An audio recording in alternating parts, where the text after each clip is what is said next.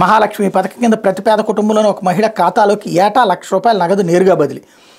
అది ఆబాది పూరా హక్. కేంద్ర ప్రభుత్వ నియామకాలు 50% రిజర్వేషన్. శక్తి కా సమ్మాన్. ఆశా, అంగన్వాడీ, మధ్యాహ్న భోజన పథకాల్లో విధులు నిర్వహించే మహిళలకు నెలవారీ జీతంలో కేంద్రం వాటా రెట్టింపు. అధికార్ మైత్రి. న్యాయపరమైన హక్కుల విషయంలో మహిళలను విద్యావంతులు చేసి వాళ్ళని సాధికారత కల్పించేందుకు వీలుగా ప్రతి పంచాయతీలో అధికార్ మైత్రి పేరుతో నోడల్ అధికారి నియామకం. తద్వారా గ్రామాల్లో 2.5 లక్షల మహిళలకు ఉపాధి. సావిత్రిబాయి పూలే హాస్టల్లో ఉద్యోగం చేసే మహిళల కోసం హాస్టళ్ల సంఖ్య రెట్టింపు. ప్రతి జిల్లాలో కనీసం ఓ హాస్టల్ ఏర్పాటు. ఇవన్నీ విచిత్రం. ఇప్పుడు ఇక్కడున్న కాంగ్రెస్ వాళ్ళు చెప్పాలి. మొన్నటిదాకా ఆంధ్రప్రదేశ్లో ఉచితాలు ఇచ్చి నాశనం చేస్తున్నారు. ఇప్పుడు ₹1,00,000 ఉచితంగా ఇస్తానంటున్నాడు రాహుల్ గాంధీ. అట్లా కేంద్ర ప్రభుత్వ నియామకాల్లో 50% రిజర్వేషన్లు. అంటే ఎవరెవరికి అన్నటువంటి పాయింట్ ఇక్కడ మిస్ అవుతుంది.